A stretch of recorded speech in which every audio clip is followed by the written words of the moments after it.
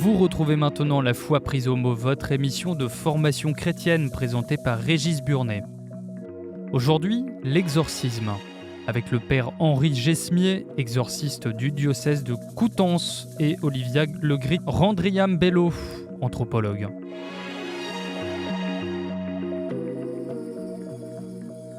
Bonsoir et merci de nous retrouver pour La foi prise au mot, votre rendez-vous de formation chrétienne. Cette semaine, un mot, exorcisme. Je sais qu'immédiatement viennent dans votre esprit des images de possédés, souvent des femmes, hurlant des malédictions en araméen face à des prêtres convulsés s'accrochant à leur rituel. Eh bien, dans cette émission, nous aimerions nous éloigner de ces visions de cinéma pour remettre l'exorcisme à sa juste place théologique et historique. Il s'agit avant tout d'un ministère de l'Église remontant aux temps les plus anciens, qui est de l'ordre de la diaconie, du service aux autres, et non de la magie noire ou blanche. Et deux invités vont vous en convaincre. Olivia Legris Randriam-Bello, bonsoir. Bonsoir. Vous êtes anthropologue, vous êtes chercheuse associée au LARA, à l'Université de Lyon, et vous venez de faire paraître, je montrerai le livre après, Le combat contre le diable, l'exorcisme dans les textes du XVIe siècle à aujourd'hui. Et puis, le père Henri Gesmier, bonsoir. Bonsoir. Vous êtes prêtre de la Mission de France, vous êtes chapelain au Mont-Saint-Michel, et vous êtes l'exorciste. Vous êtes l'exorciste du diocèse de Coutances. Alors, peut-être une première question, c'est quoi un exorciste et c'est quoi un exorcisme ? Moi, j'avais jamais pensé être appelé à être exorciste. Jamais. Donc c'est le ministère de l'évêque, en fin de compte, qui délègue à un prêtre cette mission d'écouter les gens qui ont besoin d'exorcisme, de sortir du mal, de faire sortir d'eux-mêmes ce qu'ils ne comprennent pas et ce qui les fait souffrir. Comme dans toute vie humaine, on sait bien, on oscille toujours entre le bien, le mal, la bonté, la haine. Et tout le monde est habité par ces sentiments. Et notre vie est une recherche d'équilibre. Et l'équilibre, c'est la foi. Et c'est pour ça que l'exorcisme, c'est d'abord une relation avec Dieu, même dans le mal. Dans le bien, c'est évident. Et le prêtre exorciste, c'est celui qui a été désigné par l'évêque pour exercer ce ministère, c'est-à-dire de présence, quand quelqu'un vient en essayant de comprendre pourquoi il est mal. Ça, c'est une grande question. Pourquoi ? Pourquoi il m'arrive ça ? Pourquoi j'ai jamais choisi ça ? Et forcément, c'est toute une dimension de la vie intérieure de chacun. L'exorcisme touche la vie intérieure de chacun. Moi, je crois beaucoup, beaucoup à ça. Il y a notre extérieur de vie. Alors, avec les symptômes là, dont les médias, les films ont fait. Les séries, j'en ai déjà parlé, là. Oui, mais ce n'est jamais ça. C'est autre chose. Au contraire, je crois que l'exorcisme, c'est faire sortir de soi ce mal qu'on a en nous et qui prend des formes très, très, très multiples, différentes selon l'âge de nos vies, selon ce qui nous arrive. Et donc, c'est un accompagnement discret. C'est un accompagnement discret. On ne cherche pas l'efficacité, on ne demande pas des entretiens, ce n'est pas de la psychologie, c'est autre chose. C'est comment, devant ce qui m'est difficile, je réfléchis ma foi dans cette difficulté du mal qui est réelle. Oui, on en parlera. Ah oui, le mal existe, bien sûr. Comment je peux avancer ma vie, ne pas rester enfermé dans ça. Et donc, l'exorcisme, c'est sortir de cet espace-là dans lequel je me sens mal. Pas forcément que physiquement, mais intérieurement d'ailleurs. Quand on dit je me sens mal, c'est où ? Quand je me sens mal, c'est où ? Ça vous parle, parce que dans votre livre, vous dites que c'est avant tout une expérience des corps. Enfin, ça commence par une expérience du corps. Oui, absolument. La manifestation d'une éventuelle possession passe dans un premier temps par des symptômes, par des réactions corporelles ou des sensations du corps qui sont décrites, vous en avez parlé tout à l'heure aussi, des plus spectaculaires aux plus anodines. En tout cas, quelque chose qui va sortir du quotidien et qui va interpeller la personne qui va ressentir un mal-être ou une souffrance. Et effectivement, la manifestation corporelle est la première qui interpelle en tout cas. Et en complément à ce que vous disiez sur cette première question de qu'est-ce que l'exorcisme, si je peux proposer des compléments plus historiques ou anthropologiques sur cette définition-là, il faut voir aussi qu'en premier lieu, l'exorcisme est un rite, c'est une action, ce n'est pas l'exorcisme qui fait l'objet de la croyance, mais bien la présence ou non de diables, de démons, etc., où on peut croire en la possession. Mais en revanche, l'exorcisme est lui un rite, une action qui est menée. Et c'est une action qui vise, vous l'avez dit, à expulser une entité néfaste, quelque chose de négatif qui va se situer, alors selon les interprétations, les ressentis, dans un corps, un lieu, un objet, etc. On aura l'occasion d'en reparler aussi. Et c'est un terme qui est emprunt au vocabulaire du catholicisme, mais qu'on peut aussi percevoir sous une autre appellation. Mais cette idée de l'expulsion d'une entité qui va causer des troubles se retrouve dans beaucoup d'autres contextes religieux. Oui, c'est presque, alors je sais que les anthropologues n'aiment pas trop ça, mais c'est presque un invariant, cette idée, enfin quelque chose qui se retrouve dans plusieurs cultures, cette idée qu'on peut expulser quelque chose de négatif absolument. Des objets, des corps, Absolument, et c'est toujours la réponse à la question que vous posiez, pourquoi le mal Si le mal est là, il faut s'en débarrasser. C'est la question de fond. C'est ça qui revient en permanence. Et ça veut dire que le mal prend presque la place de ma vie. C'est ça qui est terrible. C'est pourquoi ce mal, il m'envahit. C'est une grande question, ça. Ah oui, les gens viennent vous voir parce qu'ils font l'expérience d'un mal envahissant. Parce que le mal, on y est confronté, dans un état normal. Mais là, c'est des gens qui sont offusqués par le mal, enfin, qui sont... Oui, et souvent, dans sa vie, on a plusieurs expériences négatives, et c'est là que ça devient difficile. Et on se pose la question. C'est pour ça que je vois pas beaucoup de jeunes, et pourtant, il y a des jeunes qui font des rituels autour de l'exorcisme. Mais je vois plutôt des personnes qui, dans leur vie, constatent qu'il y a quantité de choses qui leur arrivent, difficiles, et pourquoi ça arrive. Et c'est une série de... Et à ce moment-là, il y a un phénomène assez mystérieux qui se passe, et ça devient comme une boucle dans ma tête. Il faut que je sorte de ça. Mais la question, il est où ce mal? Pourquoi? Qu'est-ce que j'ai fait? Et là, c'est là qu'ils viennent appeler l'exorcisme. Mais avant de m'appeler, il faut que vous le sachiez, ils vont voir quantité d'autres gens. Oui, vous êtes le dernier recours, d'une certaine façon. Et souvent, oui, je l'ai entendu. Mon magnétiseur, ça fait 3 ans que je le vois, m'a dit, de toute façon, je ne peux plus rien faire pour vous. Il faut aller voir le prêtre exorciste. D'accord. Et les gens arrivent, voilà. Parce qu'ils ont essayé, justement, de résoudre ce mal par quantité de façons. Et ça, là-dessus, je crois toujours les gens. Oui, bien sûr. Enfin, je crois que... Oui, c'est la question de la causalité des mots qui est recherchée, de pourquoi moi. Et effectivement, quand un mal-être se fait sentir, le parcours thérapeutique ou l'itinéraire thérapeutique, comme appellent les anthropologues de la santé qui travaillent sur ces questions-là, du chemin qui est mené dans la volonté d'atteindre la guérison. Et effectivement, c'est un chemin qui est sinueux, qui est complexe et qui va parfois à l'encontre de ce que peuvent dire les différents thérapeutes qu'on peut rencontrer. C'est-à-dire que le médecin, le neurologue va se cantonner dans son interprétation. Le psychiatre qui va avoir face à lui une personne qui va lui dire « je pense qu'un démon m'a possédé parce que mon voisin, mon beau-frère m'a envoyé une sorcellerie quelconque ». Ce discours-là n'est pas forcément audible pour un psychiatre ou pour un médecin. Du coup, ça jalonne un parcours de soins très très compliqué qui peut, en dernier recours, se tourner vers la guérison religieuse, donc l'exorcisme catholique ou autre, parce que là, on peut être face à une personne qui peut entendre, sans pour autant interpréter systématiquement une présence démoniaque, mais en tout cas à l'oreille qui peut entendre ce type de discours-là, en tout cas dans une perspective plus globale de la personne et de l'esprit, du corps, etc. Et sans oublier le fait qu'aussi ces souffrances-là, qui sont difficilement diagnostiquées, ne touchent pas qu'une personne. Et ça, en anthropologie, on voit ça dans de très nombreux domaines, que la maladie n'est pas individuelle, la maladie est familiale. Donc, une fois que ça s'étend au groupe, les volontés de guérison peuvent s'étendre à tout un tas de propositions qui n'étaient pas imaginées au départ. C'est exactement ça. L'exercice, c'est un accompagnement très court, mais d'1 heure. Moi, je passe 1 heure déjà à écouter.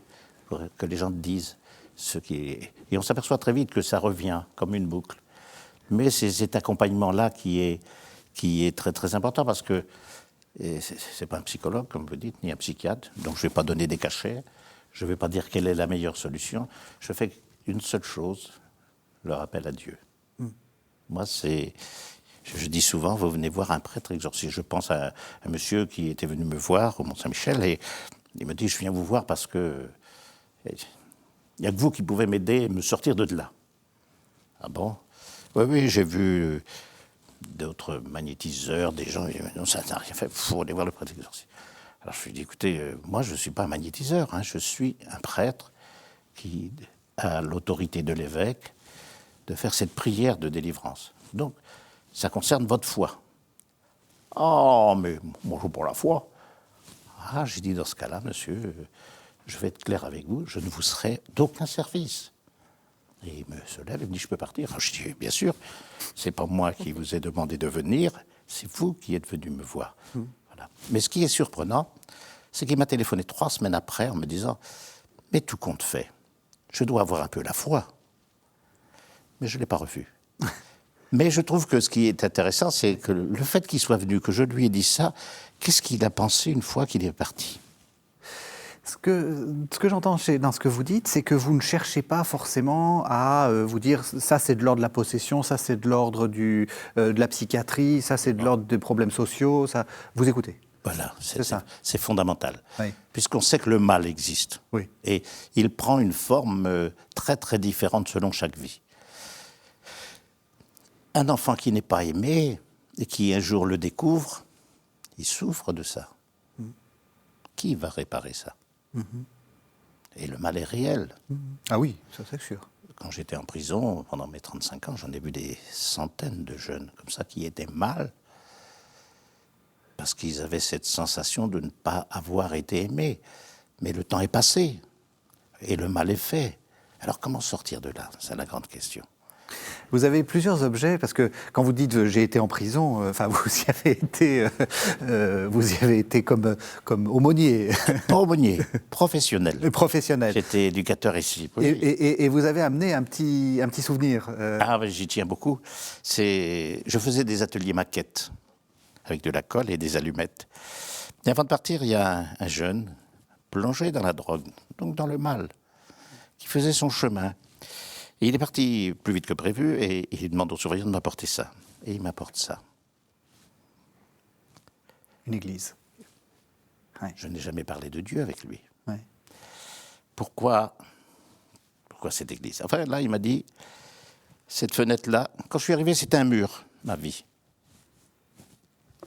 Et au fur et à mesure du temps, j'ai découvert l'amour de mes parents, l'amour du copain qui m'a écrit, l'amitié du copain qui m'a écrit. Et puis, ça a changé ma vie. Et puis là, l'horloge. Il faut surtout la mettre comme ça, monsieur Henri. Pourquoi? L'heure, c'est l'heure où j'étais dans ton bureau quand je suis arrivé. Ma question, ça a été, qu'est-ce que je lui ai dit? Ouais. Et je pense que dans son mal, ce moment-là a été très, très important. Et pour vous, ce que vous faites en tant qu'exorciste, c'est en continuité avec ça? Oui. Parce que la question du mal, elle prend des formes différentes. Et je pense qu'il y a des lieux où le mal est quand même assez... On le ressent quand même. Une prison, on ne peut pas dire que c'est comme une ambiance où la justice, la loi... Et c'est pour ça que par exemple, les aumôneries dans les prisons sont exceptionnelles. Parce qu'il y a une fidélité de discrétion. Beaucoup d'aumôniers ne savent pas, si le gars ne dit pas pourquoi il est là. C'est mon cas aujourd'hui, parce que je suis aumônier à la prison de Coutances. Il y a des gens que je reçois, je ne sais pas pourquoi ils sont là. Mais nous parlons de la foi, nous remettons en cause. Voilà, et c'est ça. Vous êtes sur KTO Radio et vous écoutez La Foi prise au mot présentée par Régis Burnet. Aujourd'hui, on parle de l'exorcisme avec ses invités. Alors, il y a des exorcistes très fameux, et l'un des exorcistes les plus fameux, c'est le Père Surin. Ça, c'est très historique, parce que dans votre livre, vous prenez des textes. Hein, c'est un livre de citations.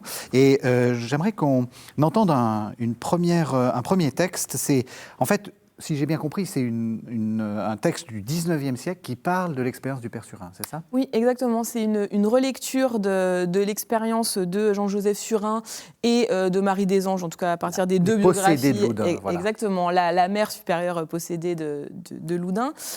Et donc la relecture de ces textes qui ont été redécouverts au 19e siècle et qui ont amené toute une discussion chez les jésuites, mais pas seulement, sur ces questions de spiritualité que Surin a particulièrement mis en avant suite à son expérience à Loudun.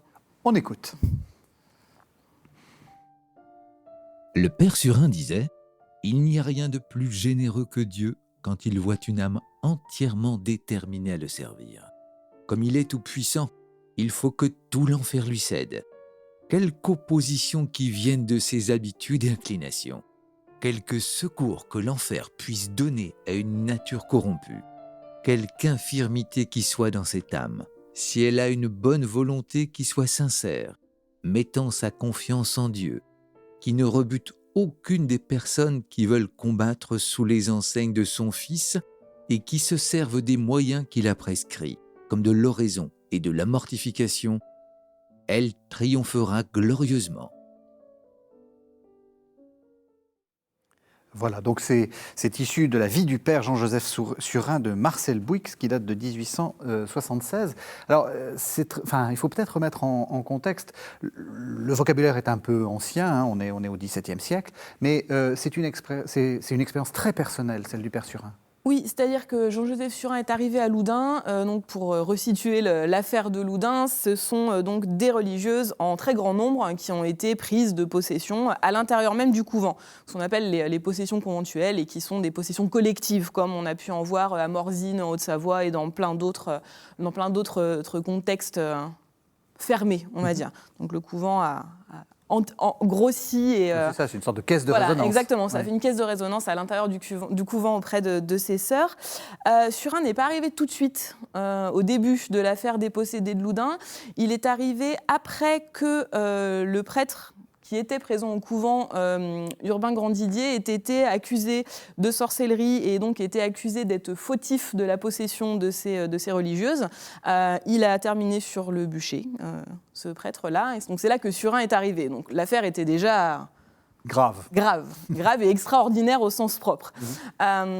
Donc il y est resté, si je ne dis pas de bêtises, 6 ans, il me semble, à Loudun. Donc c'était une expérience personnelle très très longue, dont il n'est pas sorti indemne, puisque après son passage à Loudun, il a été pris de tétanie, ne bougeait plus, ne parlait plus, et il a mis en place donc cette réflexion qu'il a appelée spirituelle, une introspection complète de ses années passées à chasser les démons au sein du couvent.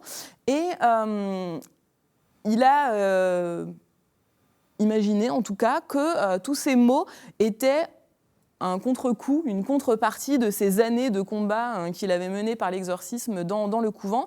Donc il a véritablement fait de ce temps-là une expérience personnelle qui l'a repositionné dans sa position de prêtre. Il a entièrement revu sa position, et la redécouverte de ces textes au XIXe a là encore modifier les états de pensée de certains prêtres sur cette expérience et cet apport spirituel et individuel, en fait. Ce que vous disiez, le prêtre exorciste a une fonction qui lui est donnée par l'évêque, on ne lui demande pas son avis, ce n'est pas une volonté. De fait, il se peut très bien que cette expérience-là soit difficile et qu'on ait besoin d'avoir un temps d'introspection. Et donc c'est vraiment ce que Surin n'a pas été le premier à penser ça, mais en tout cas a été le premier à l'écrire et à le théoriser. Alors voilà, il y a deux choses, et c'est pour ça que je voulais vous poser la question. La première chose, c'est, Surin, quand il arrive, c'est un jésuite un peu orgueilleux, il connaît un peu son monde, quoi. Et puis c'est vrai qu'on voit que quand il y a une sorte d'expérience,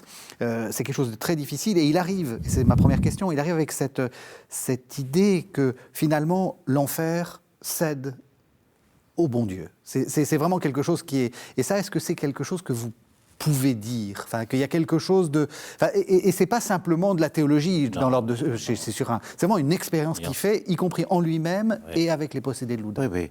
De toute façon, quand on rencontre quelqu'un, on ne peut pas être insensible à ce qui est dit, à toute la souffrance.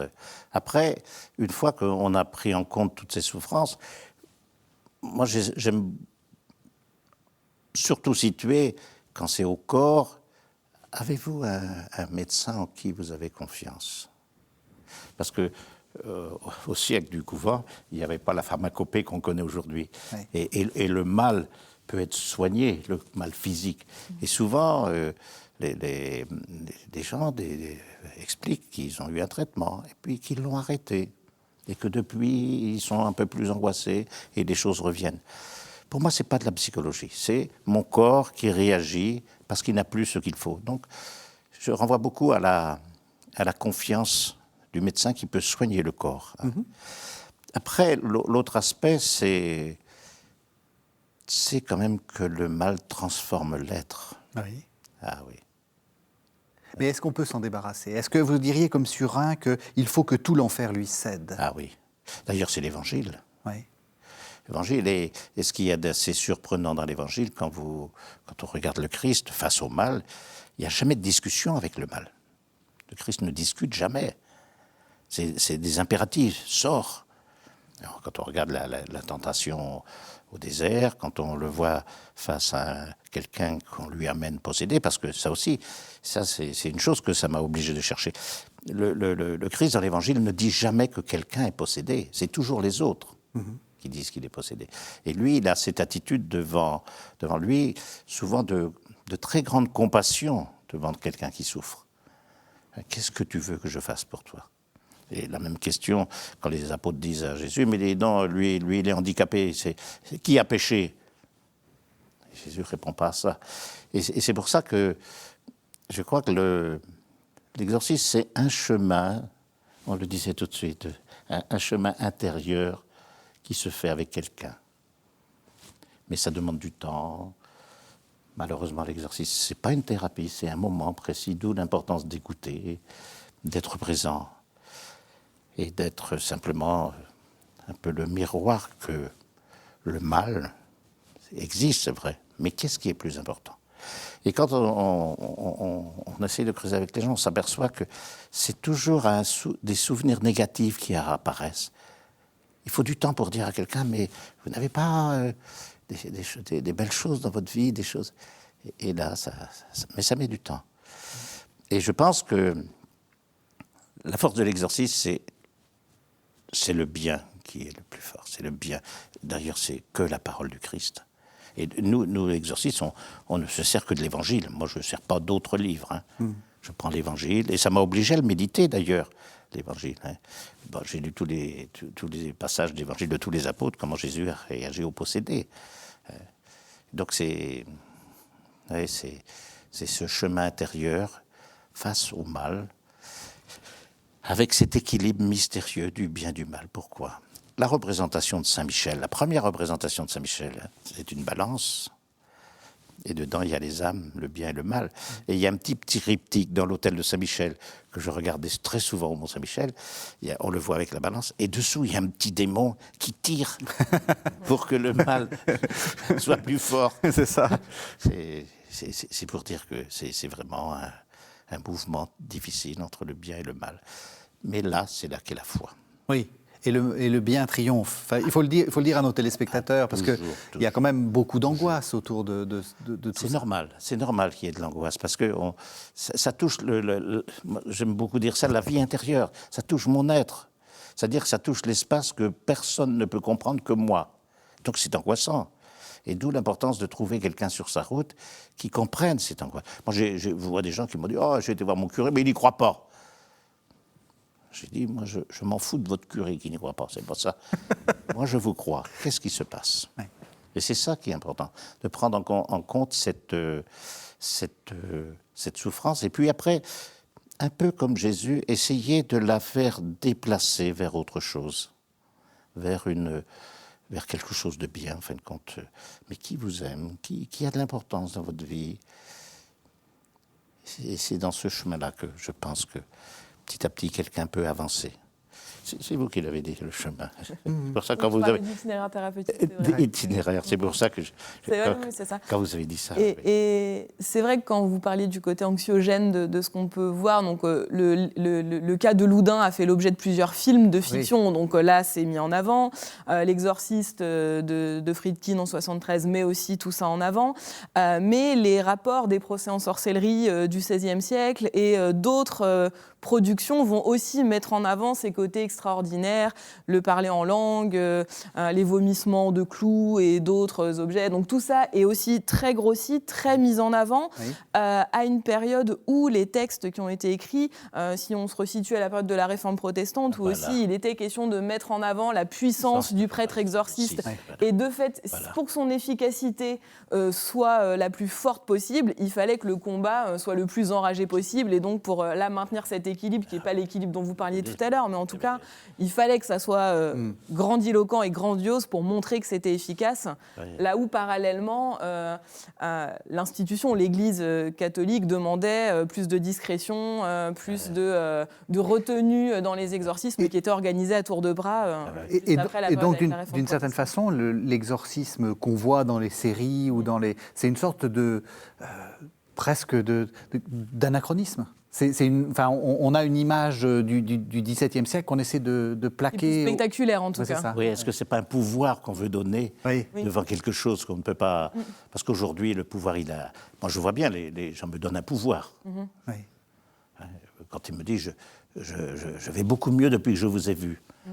Je me dis, mais ils ont quand même vu d'autres gens que moi. Donc c'est pour ça, c'est intéressant. C'est pourquoi on a besoin aussi de manifester un pouvoir devant ce mal.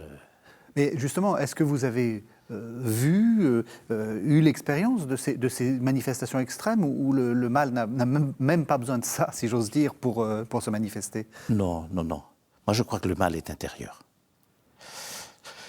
Quand on est mal, qu'est-ce qu'on fait? On pleure. Moi, j'ai vu des gens pleurer une demi-heure. Ils ne se sont pas tordus par terre, ils n'ont pas rien. Ils ont quand même, par leur corps, à un moment de temps, exprimé une souffrance très grande, qui était de l'ordre de la discrétion, de l'ordre de l'intérieur. C'est pour ça que j'accorde beaucoup, ce que vous avez dit, beaucoup d'importance à la discrétion. C'est vraiment la personne. Moi, je ne veux pas qu'il y ait 36 personnes quand on parle de ça. C'est ça. Donc, pas de spectacle. Ce n'est pas un spectacle, l'exorcisme. Mais peut-être aussi que vous qui cherchez dans l'histoire, il faut remettre ça aussi dans le contexte. Bien sûr, bien sûr. Et ça, on oublie quelquefois trop souvent ça. On transpose des choses du passé et sans explication. Or, il faut l'expliquer comme vous le faites. Oui, tout à fait. Mais justement, c'est très contextuel. Est-ce que la figure de l'exorciste que vous avez en face de vous surprend ou elle quand vous regardez vos textes, est-ce que ça correspond un peu à... C'est exactement la suite de ce qu'on vient de dire. Tout ça est replacé dans le contexte historique, dans le contexte social aussi de chaque époque, où à un moment donné, l'Église catholique a voulu mettre en avant la figure de l'exorciste idéal au XVIIe, au XVIIIe siècle. Aujourd'hui, les discours de l'Église catholique ou celles des différents diocèses de France, c'est celle que vous présentez là, celle de la discrétion. Les grands rituels d'exorcisme sont très rares, très très rares en France aujourd'hui. Alors, vous êtes dans un diocèse plus rural, vous le disiez tout à l'heure, les diocèses de Paris, de Lyon ou de Nice en organisent très très peu, certainement plus. Les demandes sont exponentielles, les demandes sont là, mais toutes les demandes qui sont faites aujourd'hui en 2021 au diocèse des grandes villes de France n'aboutissent absolument pas tous à un exorcisme, mais encore moins à un grand rituel tel qu'il a été édicté par Paul V. On n'est pas du tout dans ces idées-là. Et c'est de l'accompagnement. Pour certains diocèses, il y a des partenariats qui sont mis en place avec des services médico-psychologiques qui réorientent les personnes qui viennent les voir. Mais les grands rituels sont tout à fait... Est-ce qu'il n'y avait pas une forme de pouvoir aussi? Et comme vous avez dit, la peur, est-ce qu'on ne faisait pas aussi... est-ce que la foi, à l'époque, ce n'était pas une peur de Dieu? et qu'à ce moment-là, on prenait les grands moyens. Moi, j'ai le souvenir, j'ai eu l'ancien catéchisme, d'une image extraordinaire du chaudron, le feu, et puis le diable qui mettait les âmes de ceux qui avaient fait le mal dans le chaudron. Bon. Oui, les figures de Satan et des démons ont aussi... il y a eu des périodes où ils étaient particulièrement mis en avant, d'autres périodes où c'était plus étouffé. Ça a pas mal disparu au tournant, au 18e, avec l'apparition de la médecine qui a un peu pris le dessus. Tout ça, c'est un peu tassé sans absolument pour autant l'étouffer comme ça avait été envisagé. Le 19e siècle a fait réapparaître ces figures-là avec les mouvances de l'occultisme qui ont beaucoup remis au goût du jour tout cela. Après, ça s'est un petit peu réatténué au début 20e, avec Charcot, la psychiatrie, etc., où la possession est devenue l'hystérie. Il y a eu une traduction de vocabulaire qui a fait le passage de l'un à l'autre. Donc là, ça s'est à nouveau un petit peu étouffé. Puis à partir des années 60, 70-80, le satanisme, les groupes de hard rock satanistes, etc., ont remis à nouveau en avant ces figures-là. Alors, y a-t-il un lien avec les demandes qui ont été faites dans les diocèses? Je ne sais pas, mais en tout cas, l'image populaire a réactivé la présence de ces C'est intéressant parce que quand on m'a demandé, le père évêque m'a demandé, j'avais peur parce que c'est un phénomène de jeunes, ça, aujourd'hui. Moi, je ne connaissais pas comme ça. Je me suis dit, qu'est-ce que je vais faire devant ça? Alors, j'ai trouvé autre chose. Hein. Voilà. Pour que les gens comprennent, grand exorciste, enfin grand rituel, petit rituel, pas de rituel, qu'est-ce que c'est? Qu'est-ce que vous faites? Le rituel, et moi j'ai reçu ça comme ça, c'est un livre qu'on reçoit de l'évêque. Oui. Moi, j'ai été très ému. D'ailleurs, quand je suis rentré au Mont-Saint-Michel après avoir reçu ce livre-là, j'ai été le poser sur l'autel de Saint-Michel. Il a passé la nuit et j'ai fermé l'église. Et dedans, il y a les prières de délivrance. Et puis, il y a le petit exorcisme, mais je ne sais pas s'il faut rentrer. Parce que j'ai entendu des gens venir me voir en me disant, écoutez, je ne suis pas bien, il me faut le grand exorcisme, la grande prière. Est-ce qu'il n'y a pas une prière supérieure à toutes les autres pour que mon mal s'en aille? Et là, vous voyez. Donc, il y a plusieurs possibilités d'exercer cette prière. Moi, je prends la plus simple. Le grand exorcisme, en principe, c'est l'évêque qui le fait.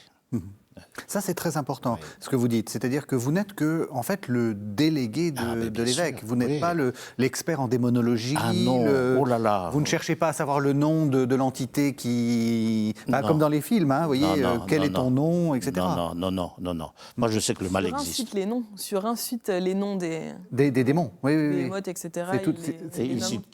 Comment ils les appellent? Il y a Behémoth, c'est le tout dernier qu'il a exorcisé de Jeanne des Anges, et après, je ne me souviens plus lesquels il cite, mais je sais que Behémoth, c'est le dernier, enfin, c'est le combat ultime qu'il a eu à mener à Louvain. Et pourquoi il avait besoin de donner des noms?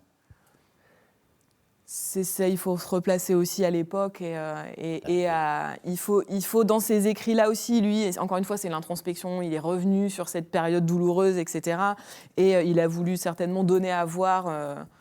Aussi, il y a pas mal d'écrits missionnaires qui reviennent sur des expériences aux quatre coins du monde, des missionnaires catholiques ou protestants, et qui ramènent aussi une terminologie nouvelle parce que c'est pour donner à voir ce qui s'est passé, pour le rendre peut-être plus... Et puis, c'est Jésus. Il y a une tradition, quel est ton nom? Oui. Je m'appelle Légion. Mais c'est pour ça, oui, Légion. Mais c'est pour ça que quand vous dites ça comme ça, moi, une chose qui m'a le plus inquiété dans l'Évangile, quand Jésus dit, vous chassez un démon, très bien.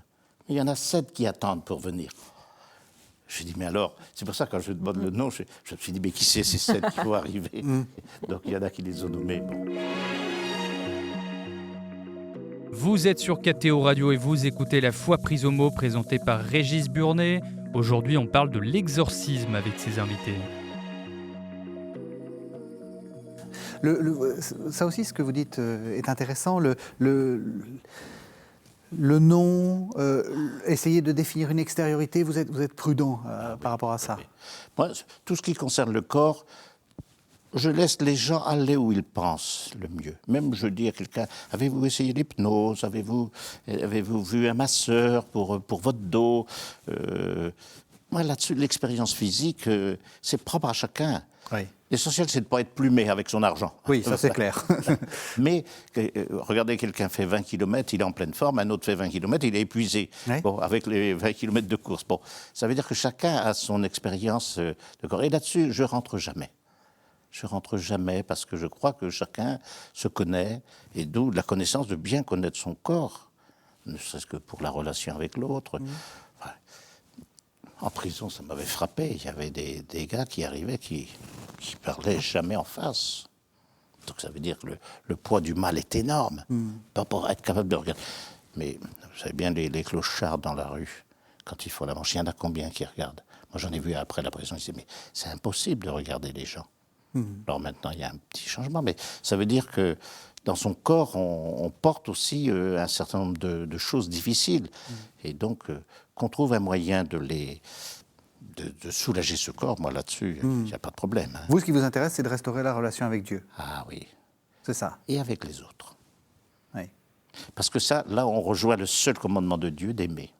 Aimer Dieu que je ne vois pas, aimer mon frère que je vois, aimer moi-même que je vois et que je ne vois pas. Je ne me connais pas complètement. C'est toujours un autre qui me révèle. Et moi, je peux aimer l'autre pour l'aider à se révéler. Et au-dessus, entre nous, il y a Dieu. Dans le livre, je mets ça. J'avais accompagné un jeune épileptique, petit Franck, un gamin adorable, qui picolait, droguait. Et toujours, il disait comme ça, entre toi et moi, il y a le bon Dieu. Et quand il est mort, il me dit, si je meurs un jour, je veux qu'on me mette la tête dans l'église et les pieds dehors pour que mes copains qui croient en Dieu, mais pas en Jésus, puissent venir. Et moi, je crois en Jésus, je veux être dans l'église. C'est pour ça qu'il a été mal toute sa vie, ce jeune. Il ne s'acceptait pas dans son corps, il était petit, épileptique, il prenait la drogue, l'alcool. Et il cherchait une réponse. Et il venait la demander. Et il se contentait de peu de l'avoir. C'est ça qui était le plus surprenant.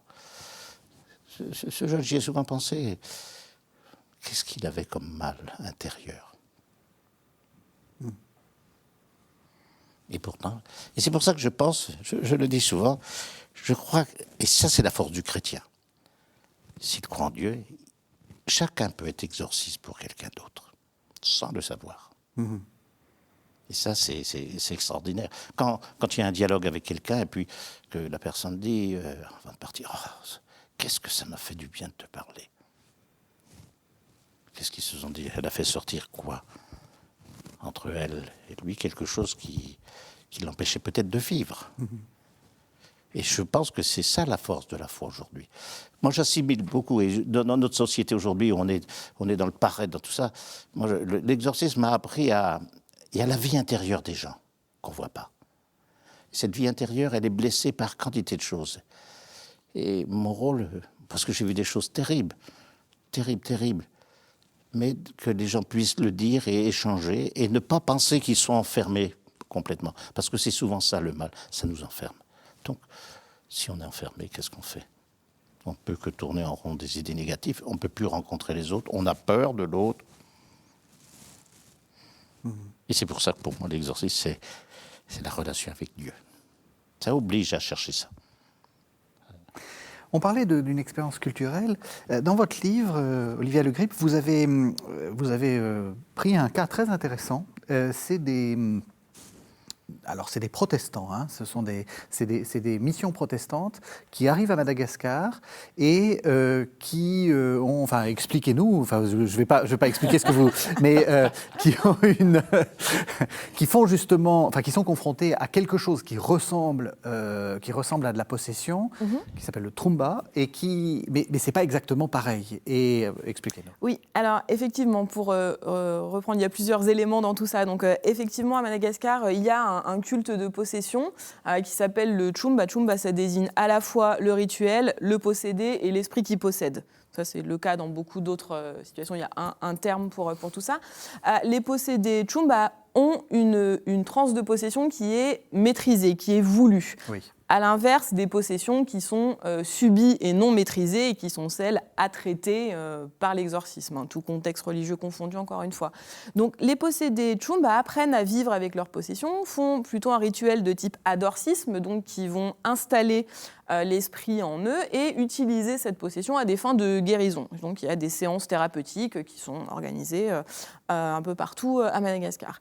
Et c'est ce qu'ont découvert donc les missions catholiques et protestantes quand elles sont arrivées sur l'île. Et là, l'extrait dont vous parlez est un texte écrit par un missionnaire protestant qui, donc, au contact de ces possédés Chum, a aussi croisé un mouvement qui s'appelle le mouvement de réveil. Le mouvement de réveil est une branche de l'église luthérienne malgache, au même titre que le scoutisme et d'autres branches de l'église luthérienne. Et ce mouvement de réveil qui est apparu à la toute fin du 19e siècle à Madagascar est un mouvement qui a développé deux ministères. Un ministère d'évangélisation, donc de personnes qui vont se déplacer partout dans l'île pour porter la bonne parole, et un ministère de guérison, qui est donc celui de ces individus qu'ils rencontrent, qui sont formés à l'étude de la Bible et qui sont formés à l'exorcisme avec des séquences bibliques bien précises qu'ils répètent, les formules impératives dont vous avez parlé tout à l'heure, donc de s'adresser aux possédés, donc s'adresser aux démons, sort au nom de Jésus, etc. C'est toujours à l'impératif et très formel. Donc ils font l'imposition des mains, la chasse aux démons, puis des temps de prière, etc. Et donc il a rencontré ce groupe luthérien au détour d'une rencontre, là encore, avec un possédé. Donc il a pu apercevoir ces différents traitements, ces différentes mises en place de l'exorcisme avec des possédés maîtrisés, voulus, et dans un même temps des exorcistes protestants qui appartenaient à sa propre église, quoi. Donc, lui-même était missionnaire protestant, qu'il a découvert aussi tous ces aspects-là. Et c'est vrai que cet extrait permet de voir que l'exorcisme, c'est quelque chose qui est bien plus large que ce qui est imaginé ou les stéréotypes qui peuvent être véhiculés au sein même de l'Église catholique par ailleurs. Sûr, oui. Alors on écoute, donc il s'appelle Élisée Escande, ça s'appelle Les disciples du Seigneur à Madagascar. Ça date donc, il faut le dire, en 1926, le livre, donc ça a une certaine... Mais ces pratiques n'ont pas du tout changé, sont toujours d'actualité. On écoute. Et qu'a fait l'apôtre à ceux qui se repentaient? Il a prié. Il a posé les mains sur leur tête en disant « Démon, sors de cet homme ou de cette femme. C'est moi qui te l'ordonne, au nom de Jésus-Christ, Fils du Dieu vivant. Va dans le désert, ajoutait-il, car cet homme ou cette femme a accepté le vrai Dieu jusqu'à sa mort. Ainsi tu ne peux demeurer en lui ou en elle. Sors vivement. » Y a-t-il des personnes qui ont été ainsi guéries? Oui, quelques-unes, entre autres un lépreux, qui a été purifié de la lèpre. Un enfant atteint de la petite vérole a été guéri, et un homme, faible des jambes, ne pouvant marcher, est aujourd'hui un de nos meilleurs porteurs. Et beaucoup de gens qui avaient le tromba ont été délivrés. Est-ce que tous les malades qui se sont approchés de Raja Soa ont été guéris? Non. Et pourquoi cela? Ils n'ont pas voulu renoncer à leurs idoles, ni à leurs péchés. Alors évidemment, la question qui est derrière, c'est pour ça que j'ai voulu aller jusqu'à... Ils n'ont pas voulu renoncer à leurs idoles ni à leurs péchés. Est-ce que ces questions d'exorcisme, quand des églises venues de l'étranger, venues d'Europe, se sont confrontées à ce qui s'est passé en Afrique, ça n'a pas été quand même une sorte de machine à tout faire pour gérer les cultes antérieurs? Je veux dire, est-ce qu'on peut poser la question aussi clairement? C'est-à-dire, on a appelé diablerie des choses qui n'étaient que du culte traditionnel? Bien sûr. Et ces périodes-là, en laissant de côté l'aspect politique, qui n'est pas du tout celui qui nous intéresse là, mais les présences missionnaires sont des rencontres entre tout un tas d'individus, alors avec une volonté d'évangéliser plus ou moins forte selon les différentes stations missionnaires qui pouvaient être installées. Mais effectivement, il y a un frottement, il y a une confrontation, il y a la découverte d'éléments qui peuvent être tout à fait comparables. C'est absolument le cas pour la possession. C'est absolument le cas aussi pour les manipulations corporelles, la gestuelle des devins guérisseurs malgaches, donc adeptes du culte aux ancêtres, qui ont des pratiques, alors qui font aussi beaucoup de massages, mais sans parler de ça, ils ont des pratiques de toucher qui rappellent ceux qui ont été instaurés par la suite dans le mouvement de réveil à travers l'imposition des mains.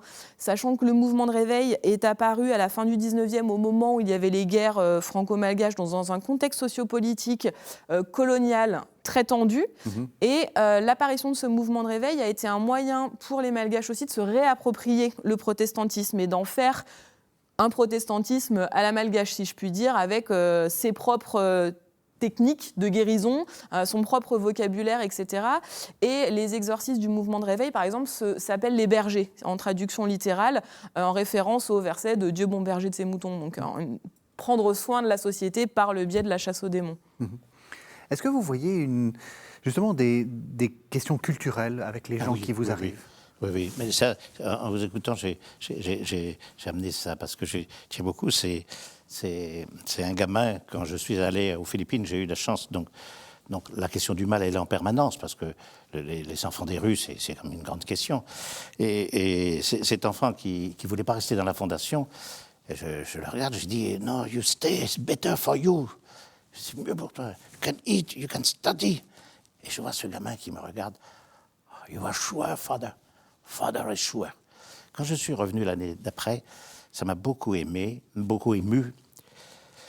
Il m'a emmené, il m'a montré sa mère, my mother. C'était une malade psychiatrique. Et il m'a offert ça. C'est pour ça que derrière ce petit bouquin de rien du tout, fait avec des... J'ai trouvé que, comme vous dites, ce mal culturel, parce que la pauvreté, là, il l'avait traversé, en rencontrant des gens, bien sûr. Et puis l'autre chose, bien sûr, alors là, ça, c'est chez nous, ça. J'ai été voir une dame qui pensait que dans sa maison, il y avait un esprit de mal depuis toujours, parce qu'elle avait dans l'idée qu'on avait fait des messes noires dans sa maison.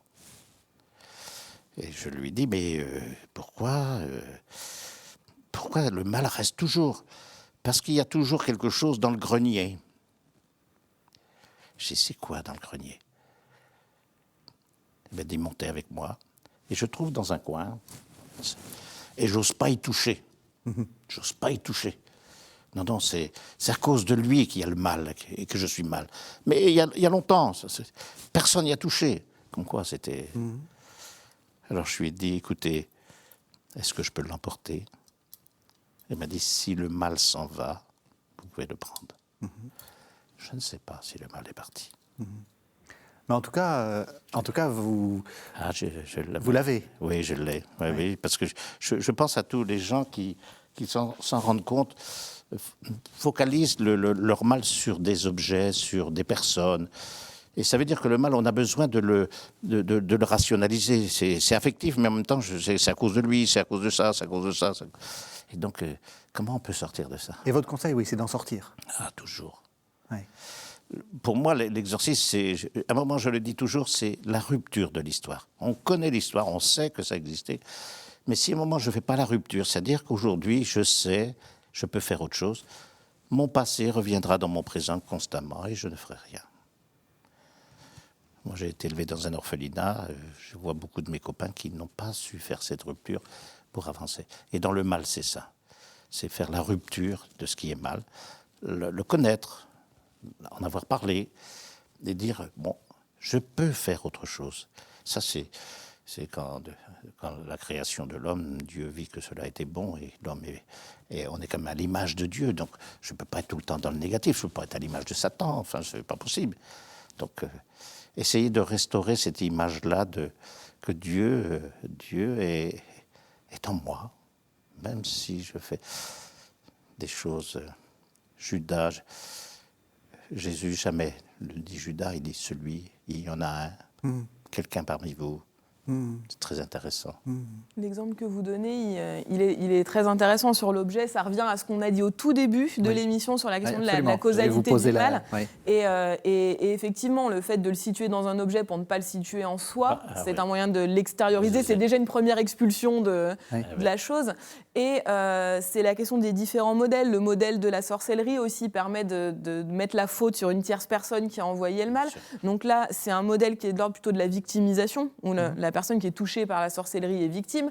La personne dont vous avez parlé est une victime de cet objet qui a été laissé dans son grenier sans qu'elle-même ait fait les messes noires, à la différence de certains discours qui vont être portés par des exorcistes, par exemple, ou par un entourage d'une personne qui se sent mal, de dire, là, un discours plutôt de l'ordre de la culpabilité, et de dire, mais c'est parce que tu écoutes du hard rock, c'est parce que tu as des conduites sexuelles déviantes, etc., au regard de normes qui sont choisies d'ailleurs et définies par les personnes qui tiennent ce discours-là. Mais c'est la nuance entre la culpabilité et la victimisation, et cet exemple de l'objet est assez signifiant. Et puis, il y a aussi cette idée qu'il y a un avant et il y a un après. L'exorcisme est une confrontation avec soi-même et avec Dieu. Avec le mal, avec soi-même et avec Dieu. Et souvent, je dis, mais pourquoi vous venez maintenant? Ça fait longtemps.